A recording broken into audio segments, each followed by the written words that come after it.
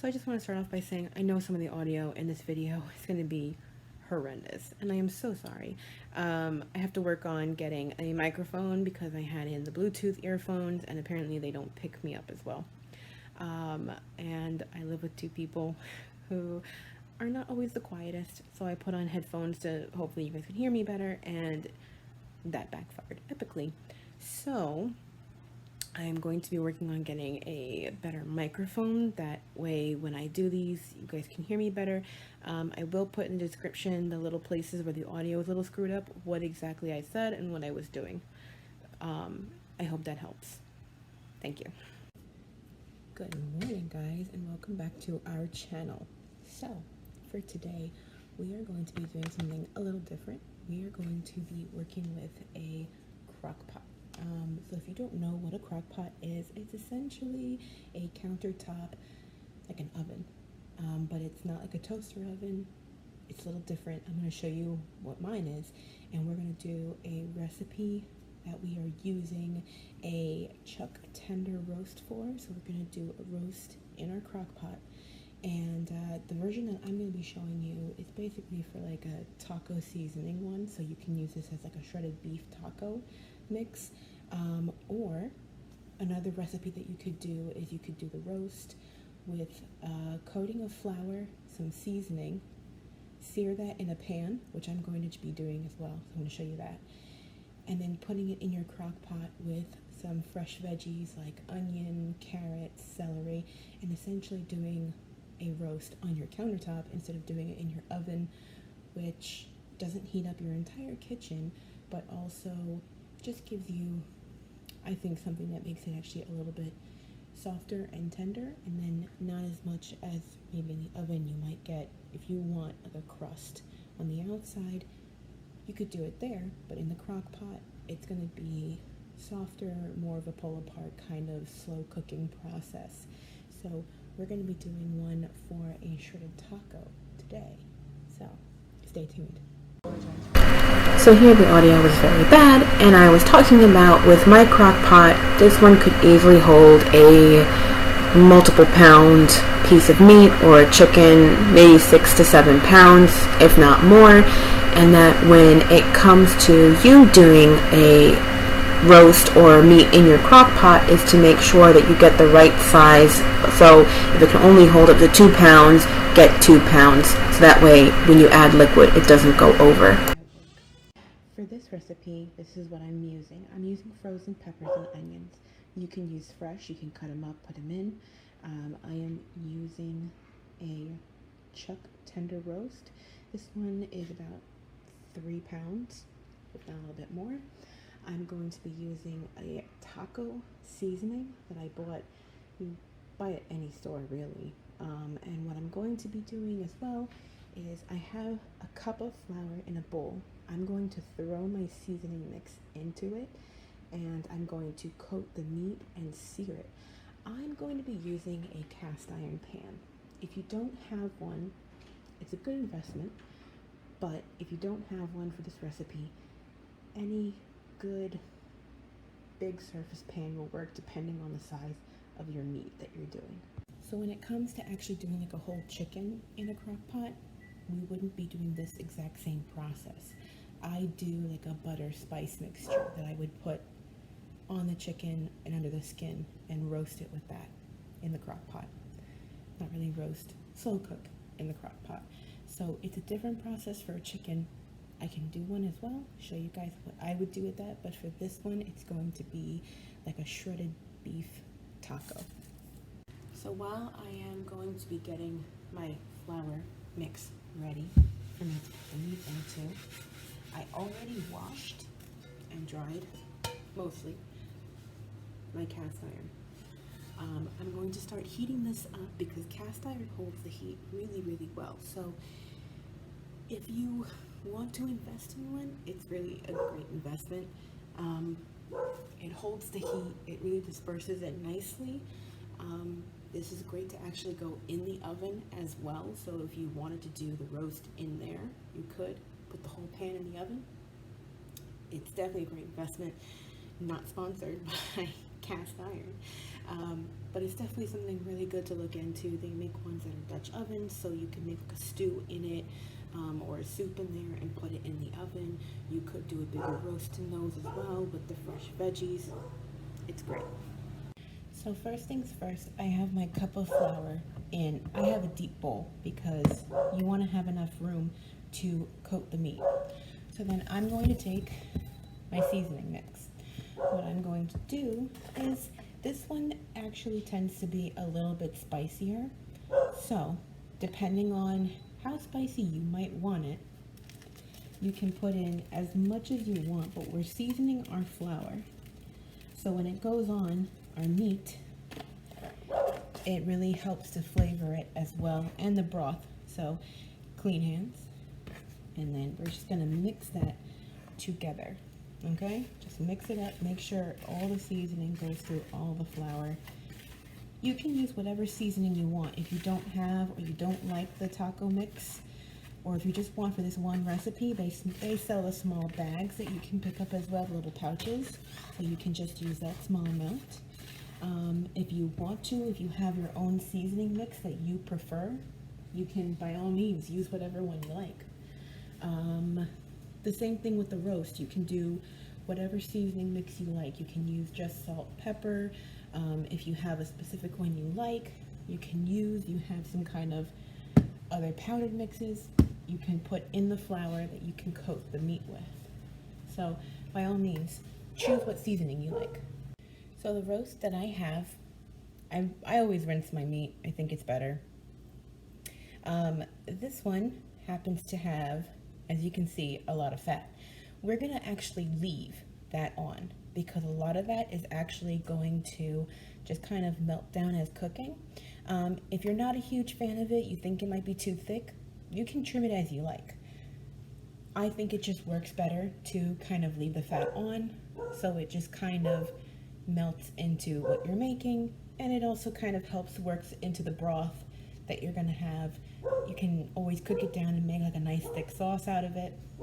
It's a lot to do. I apologize for the dog barking in the background. He's excited. So what we're gonna do, we're gonna take our seasoned flour mix.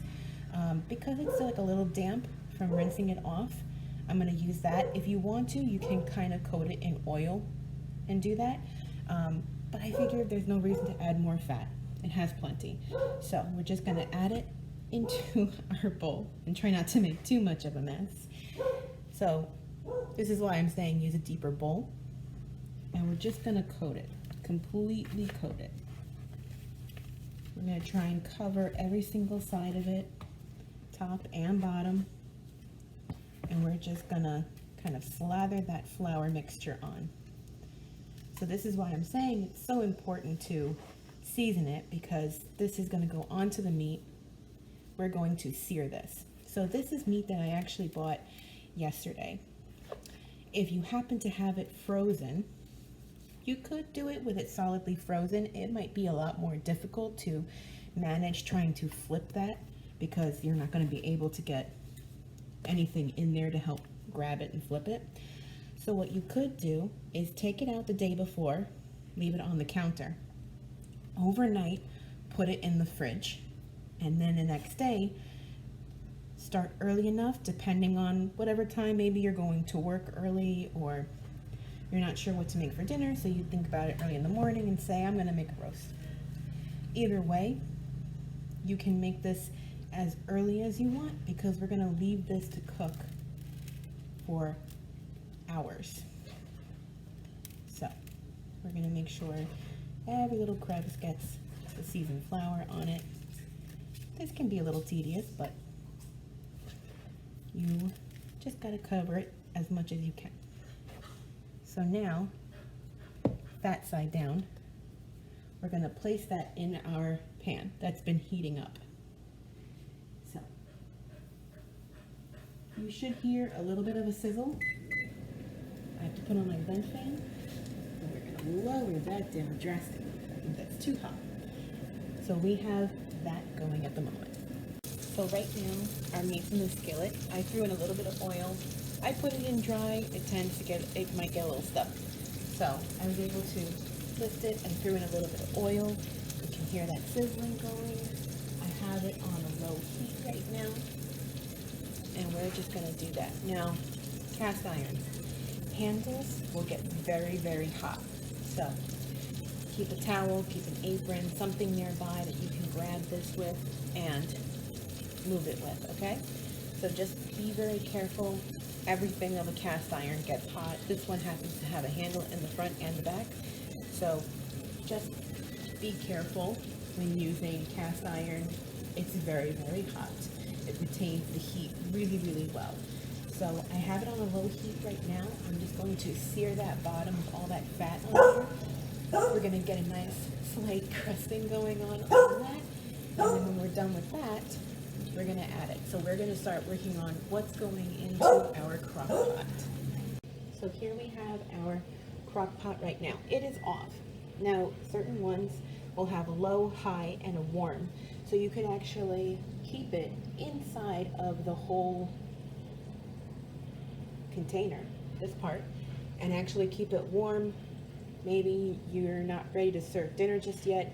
You can drop it to warm if everything is ready and make a side. With this one, you could do rice. I'm doing tacos, so I'm not going to do a rice, but you could just do a simple rice before you start serving dinner. So we're going to put our lid off to the side. And what we are going to grab is our peppers and onions. I'm using a frozen bag. You can use a fresh bag, not fresh. You could use fresh onions and peppers. Again, this is something you could add in whatever you want. Maybe you want the celery mixed in as well. You can do a whole bunch of different vegetables in. But I'm just using onions and peppers. I prefer that. So we're going to put that bag over. I'm going to be using the entire bag. Depending on the size of your crock pot, you may not be able to use as much as I'm using. So you have to go by your size. Some of them that are a little bit smaller may only take up to a 2-pound roast. So make sure that you double check with your crock pot, whether you're buying a new one or you have one. See if you can find out exactly how much you can actually put in. So we're going to take our frozen onions and peppers, and so we're going to take our frozen onions and peppers, and we're going to throw the whole bag in. And I'm going to show you guys from mine exactly how much it is going to be covering the bottom of our pan. As you guys can see, it covers the whole bottom. Now, something that I had learned being passed down is you never put your meat directly on the bottom of it. It may get stuck.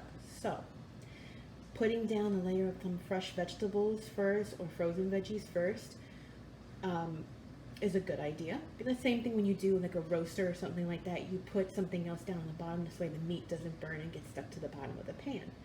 So we use that because I'll be mixing this up anyway, so nothing's going to stick to the bottom. And yeah, so this is going to be the liquid that we're going to be adding to our crock pot. I'm using a beef one because we're using beef. This one, it does have quite a bit of sodium, so we're not going to use too much, but it also depends on your crock pot. How much can you use, whether you use the whole thing, half of it, or only a few cups. Make sure you pay attention to the size of your crock pot for that as well. You don't want to have an overflow because you add too much fluid, and then as the meat and vegetables cook and they release their own juices, you may have an overflow. So always be careful and check your crock pot for what size of everything that you could put into it. So I am going to be using this. I'm using this brand, the Kitchen Basics, because I have a family member who can't have yeast, and this one is actually a yeast-free one. So I'm going to use probably more than half, and I'm going to add that in. So now, because I want the same flavor throughout everything, I'm adding the taco seasoning. Just a little bit of this because this one already has salt, and then the beef broth also has some salt. So we're just going to add just enough to keep that taco seasoning flavor going through everything, the meat and the sauce. So, that's it. And now we have our little spork. We're going to mix that together so everybody gets that mixed in. And now we're going to go back to our meat. Don't mind the oven. I know it's a bit of a mess. I can't seem to work with flour without making a mess. So now our meat has been searing on the bottom. We got some nice coloration going on with that fat. So now, this is why I'm saying if you're going to use it frozen, this is going to be difficult. We're going to flip that a little bit and we're going to get some browning going on this side of the meat as well. We want to try and get everything cooked. We want to cook out that raw flour flavor that could completely mess up everything. So we're going to let that cook for a little while longer on this side. Until then, we wait. So here I was talking about that I was throwing in the pre-minced garlic, and that if you didn't happen to have that on hand and all that you had were the dry seasonings, that you could add those as well. You could add garlic powder, onion powder, whichever ones that you would prefer to add to it as well. Just make sure that you mix everything in thoroughly, so this way all the seasonings get there and you don't get little pockets of the dried herbs kind of sticking together. And just mix it through evenly, and be careful of how much liquid you put in so you don't get an overflow. On what you put in. So the extra seasoning will always be a good thing. So with a recipe like this, what we're going to end up doing is actually putting this on high for 8 hours or so. If you don't feel comfortable leaving the house with it on high, what you could do is put it on low while you're gone all day at work and let it slowly cook. So when you get home, you can always put it on high for a little while you're there. It probably wouldn't need it because by that point, whatever you are cooking will probably be soft enough. But if you wanted to, put it on high for a little while and let it cook some more until you're ready to serve dinner. Perhaps you want to make a different side. You have, the choice is yours, whatever side that you would want to make with something like this. I'm not doing a side because, as I said, I'm going to be doing tacos with this, so I'm going to be using flatbreads, and so there's not going to be any rice made. But if you wanted to do this as a side dish, you want to do it as almost like a sandwich, you could as well, because the onions and peppers are going to be soft enough that they're going to mix in with the meat. So you're going to get that flavor in between as well, just mixed in. So I'll show you guys in between the cooking how it looks, how it's gotten very soft and it starts to get pull apart. That's when we're going to do that. We're going to pull it apart slowly and let it cook. And then as it's cooking, you'll be able to see where some of the fat pieces that didn't render down as much have pulled apart from the meat. So we'll be able to take those out, and the rest of it will become very, very soft. So that's what we're going for. We're going for everything to be super soft. So I only put a little bit of oil in the pan because we did have that nice fat cap, and I didn't want to add more fat to it. So we didn't want to add all that extra into our crock pot. I'm also adjusting the meat so we get some searing on the sides, underneath. We want to cook off all that raw flour flavoring. We don't want to add that, so that way it doesn't mess up the whole taste of everything.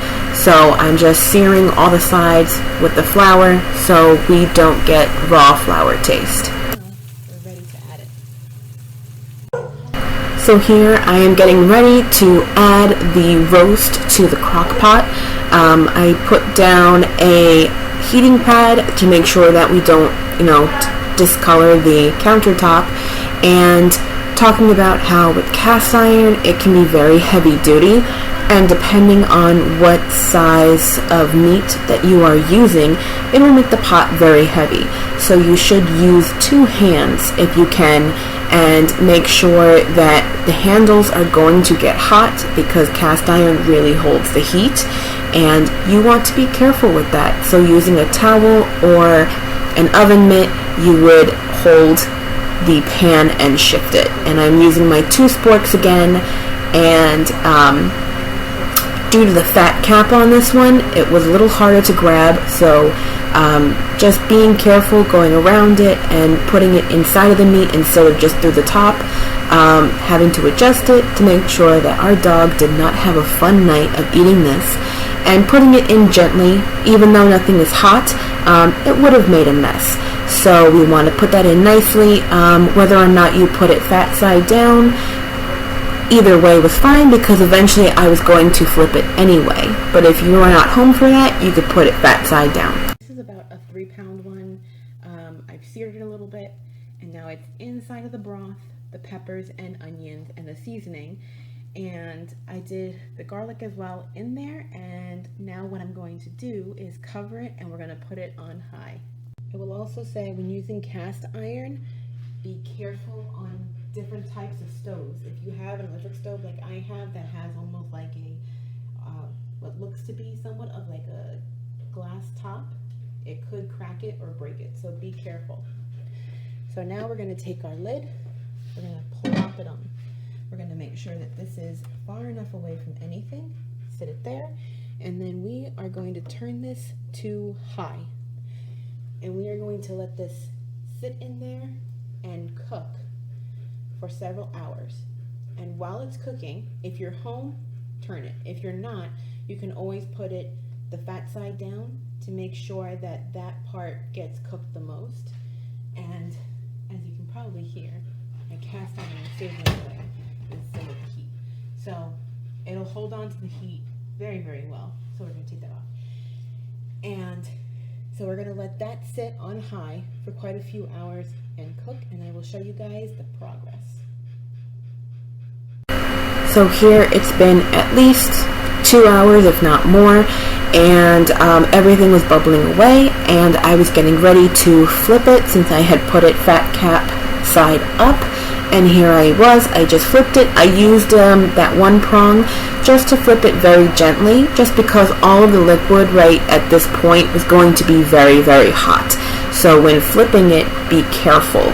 This is why I also say be careful of the overflow, because very hot liquid spilling out all over the place, it's not fun. So when flipping it as well, be careful. If you need more than one spork, use more than one or something else. If you're not home to do this part, that is okay. But if you are going to be home and do this, what you can do is just pour it over. I like to make sure that I add some of the vegetables on top as well, so everybody cooks in nicely. Usually I'll have a bigger piece of meat, but you know, depending on your selections of where you are, sometimes you just got to go with what you can get. So we're going to let this keep cooking. It's going to eventually, we're going to shred this up. And what we can do is, if you wanted to, when you get home after it's shredded up, you can either put it in a pan with the peppers, the onions, the garlic, and almost kind of crust it up a little bit and cook it that way and use it for sandwiches, or even still the tacos for that way. Or you can just serve it with the gravy that we're going to have with it, the sauce. We can also make a gravy with it using some cornstarch. We can thicken it and use it as a gravy. So there's a lot of options that we can do with this. So for the taco one, we could strain it and just keep the solids of the onions and peppers, and then just do like a drier taco, or we can add the liquid in and just have it be softer. So while everything is still cooking away, quick lesson. This is the safe part to touch. This inlay gets very, very hot because this comes out. So be careful when moving your crock pot around or adjusting anything. Be careful. So just to show you guys, when you're ready to serve it, if you wanted to, you could do it this way, but always have some pot holders ready to go. This part is hot because this part comes out. So always have pot holders ready. If you need to adjust it in any way, these are going to be your safe spots. They're still going to be a little warm, but not as hot as this, because this part is ceramic. So when washing it, you should be careful as well. Don't drop it. don't crack it. So when you're doing that part, always have pot holders ready to go. To give you guys a better timeline, right now it is almost 4:30. I started this at around 10 o'clock in the morning doing our prep. I checked on it about 12ish, which is also when I basted it. So now it has been cooking away on high. So now we're going to check it, and if you guys can see how nicely this comes apart with very little pressure, we are well on the way to having it be ready for dinner time. So we're gonna let this keep cooking. So now that it's reached that stage, we're gonna actually take our crock pot, and we've had it on high for a few hours. We're actually gonna put it down to low, because right now what we wanna do is it's done doing the major cooking. It's gotten to this point now where it's super soft. So we just wanna let it keep cooking in the juices. We'll do some shredding, and then we'll let it cook some more in the juices, and then have it ready for dinner. So we are ready to shred this up. So we're just gonna take, you can use 2 forks. I prefer using this that I've been using to turn it. Just kind of shred it apart. And then this way you can choose how big of a size that you want. If you wanted something more for sandwich size, you could leave it this size. If you want it more for what I'm doing, the tacos, I shred it up a bit more so you get nice thin pieces. So you could do this with some sour cream and serve it on the side, some cheese, and just shred it up however you would like. If you try to take it out, it will probably fall apart on you. So if you do that, just be careful you don't lose anything. And everything is hot. All the liquid is hot, everything. So be careful. So we're just gonna just push it in, twist. Now if you use something that happens to have a bone in here, you can definitely leave it in and let it continue to season everything. Or you could take it out now if you wanted to at this point, depending on what you're going to do and how you're going to serve it. So we're just gonna kind of push in and twist, and it comes apart. So if this is the point also where whatever fat hasn't gotten broken down enough, you can look for it and see if you can find it, because it might have gotten all broken down. So you may not even have to worry about trying to pull anything out, because it all got rendered down nice and soft with the onions and peppers. So we're just gonna shred it. Now if you were to be doing this with a roast beef, if you wanted to, you could stop cooking it sooner and shred it up and cut it up into slices if you wanted to, or you can just do it like this and shred it up how you would like. There's a lot of different choices. If you're going to use pork, it's the same idea. You could do that. You could even do ribs in here, do some barbecue sauce, some onions and peppers, put some down underneath, put some on top, let everything cook, and constantly basting it. You'll end up with very soft meat. So it's on low. We're almost done shredding it up. I'll show you guys when I do some plating. So now let's say you've done a roast like this and you want to take the broth and make it into a gravy of sorts. What you would do is strain your liquid however much you wanted to. You could also use a spider. So a spider is round. Now they come either in metal or plastic, and they have little holes inside of the spoon. So it's almost like a ladle, but it has little holes. So this way you can scoop out all the solids, put them off to the side, take that broth. Now remember, if you're going to take out the inner lining, it's going to be very hot. So you can take that, put it into a saucepan. I like to do it where you take a little bit, put it into a bowl, and add cornstarch. Cornstarch will not only thicken it and give you the gravy that you want, but it will cook out a lot better than raw flour would. So take a small bowl with some cornstarch, whisk it together, mix it in, slowly add it into your main pot while whisking it. This way you get all the lumps out. If you throw it straight in, it's going to end up lumpy and take longer to work itself out. Small bowl with some of the broth, some cornstarch. You can start off with 1 or 2 spoonfuls, see how it goes. If it doesn't thicken up to how you want it to, you can always spoon out a little more and do again. But just don't forget, if you add too much, it'll almost be gelatinized. So be careful with how much you add, otherwise it will get a little messed up. So just so you guys can see, it's literally a little powder. So you can use that to make your gravy. If you want to leave the onions and peppers in there, you could take the meat out when it's still somewhat solid. However you want to do it. But that's one of the options that you can do, is to make a gravy. So I'm going to keep the juices cooking in there so it constantly makes the meat moist and it keeps it well. If I wanted to, at one point I could actually strain it, put it into a pan and cook it. Now that would take out some of the liquid that's in there. It would brown the meat a little bit. I could add some more seasoning if I wanted to at that point and mix it in and have it be a little bit of a drier base. If you like it a bit more of a moist base, is you can leave the broth on there and keep it, or use it to serve it, however you want to do it. So you could do any sides you want. If you were also doing this as a roast with your veggies in there, by the time that you get home, depending on when you want to serve dinner, you could have your potatoes on the side if you wanted to. You could cut them up into small pieces, throw them in there, let them cook for about an hour, maybe 2 in there.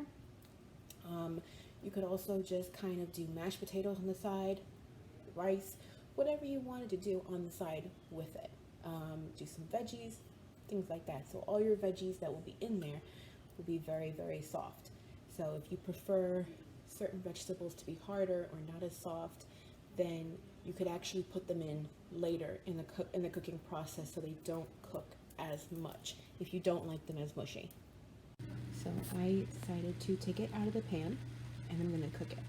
So here I have it on the stove, medium-high heat, and then what we have left is just, there's not a lot of broth left, but if you wanted to, depending on the size of the meat that you have and how much liquid you put in, you could even add more liquid to this and make a gravy as well. Put it in a saucepan with some cornstarch, cook that up.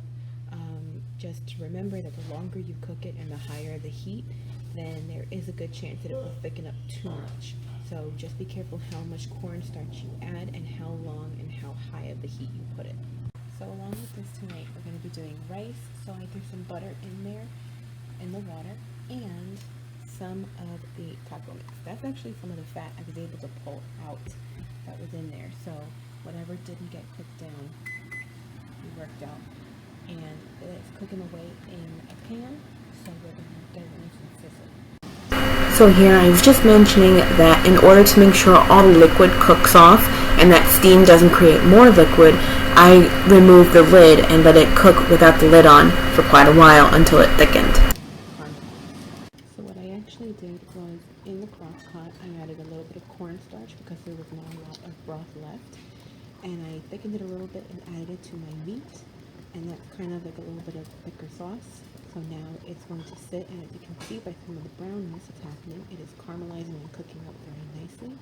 We have our rice going, and we have a veggie on the side. So this is an easy way to make a crock pot dinner. So now that our meat is done and our rice is done, this is where you can choose what you want to do. If you want to serve it as more of like a taco, or if you want to serve the meat over the rice, however you want to do it. But this is the way that I've learned to do a beef roast in a crock pot. So let me know in the comments below if you guys have tried it. What other meats did you try? If you want me to do other ones like a whole chicken, or if you want me to do it with pork, or if you want me to do it with ribs, let me know, and I will do different recipes and show you guys either how to use the crock pot, how to do it in the oven, on the stove top, or however you guys think that you want to learn. Let me know.